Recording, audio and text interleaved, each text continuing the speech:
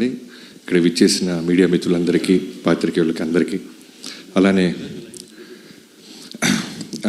Stage మీద ఉన్న నందమూరి బాలకృష్ణ గారికి థ్యాంక్ యూ సో మచ్ బాబు.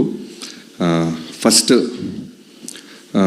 వాల్తెర వీరే జరుగుతున్నప్పుడు వంశీ గారు నా దగ్గరికి వచ్చి డైరెక్ట్గా అడిగిన ఒకటి మాట, నీ సినిమా రిజల్ట్తో నాకు సంబంధం లేదు, నేను బాలయ్యబాబు గారితో సినిమా చేయాలి అని స్టార్ట్ చేశారు. అక్కడి నుంచి ఎప్పుడు కలిసినా బాలయ్యబాబు గారి గురించి మాట్లాడుకుంటూ ఉండేవాళ్ళం. సినిమా రిలీజ్ అయిపోయింది, తర్వాత మళ్ళీ బాలకృష్ణ గారితో ఓ రోజు మీటింగ్ అని చెప్పారు వంశీ.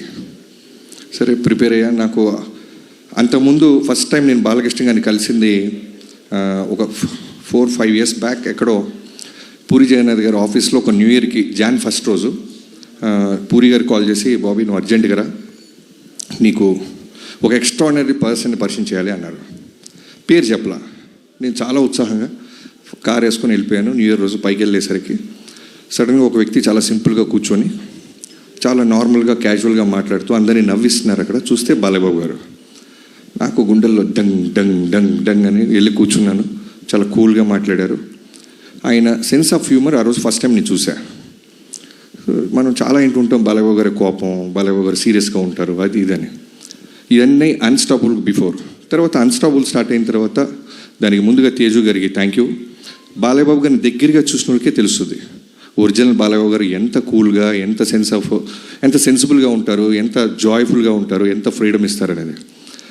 అదైన తర్వాత మళ్ళీ వంశీ గారితో పాటు నేను ఒకరోజు ఫైనల్గా ఒక మంచి రోజున బాలయ్యబాబు గారిని కలిసాం. కలిసినప్పుడు మాట్లాడుకుంటూ ఆయన ఫస్ట్ నాకు 3 options ఇచ్చారు. నేను సార్ అని పిలుస్తుంటే, బాబీ నువ్వు 3 options ఇస్తానమ్మా, 3 ఒకటి చూస్ చేసుకో అన్నారు. ఏంటి బాబు? ఏంటి సార్ అన్న.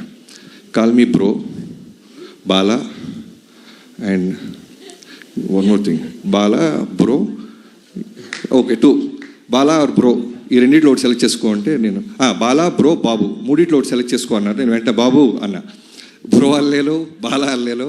సో అక్కడి నుంచి స్టార్ట్ అయింది బాలయ్యబాబు గారితో. సో ఆ రోజు కథ గురించి తక్కువ మాట్లాడుకున్నాం. ఫస్ట్ ఏం చేశారంటే ఆయన నన్ను చాలా కూల్గా, నేను ఇలా ఉండబోతున్నాను త్రూఅవుట్ సినిమాకి అనేది అర్థమయ్యేలాగా నా ముందు ఆయన ఉన్నారు. చాలా గ్రౌండెడ్, చాలా కూల్గా. అసలు బాలకృష్ణ గారు ఆల్మోస్ట్ 2 hours కూర్చుంటే ఇంత కూల్గా ఉంటారా అని ఒక పాజిటివ్ ఎనర్జీ. నిజంగానే ఆరా అని మాట్లాడుతుంటాం కదా, మనం ఆ ఆరాని చాలా రేర్గా చూస్తుంటాం, టెంపుల్స్లో ఉంటుంది. నేను ఆ రోజు విట్నెస్ చేశాను ఒక ఆరాని. ఆయన మాట్లాడుతుంటే, ఆయన ముందు కూర్చున్నప్పుడు తెలియకుండానే ఒక వైపు, మనలో ఏదైనా చిన్న భయాలు ఉంటాయి, అన్నీ పోతున్నాయి. అక్కడి నుంచి మొదలెట్టి కథ కంటే ముందు బాబీ మనం ఏం చేద్దాం అని మాట్లాడుతూ ఆయన ఇస్తున్న ఫ్రీడమ్తో ఆదిత్య 369లో ఉన్న ఒక విజువల్ చూపించారు ఆయన.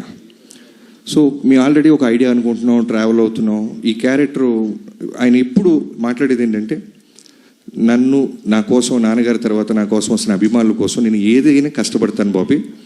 సో వాళ్ళు ఏం కోరుకుంటారు, సో వాళ్ళకి ఏదైనా ఇవ్వాలి అంటూ ఆ క్యారెక్టర్ గురించి చెప్పారు ఆయన.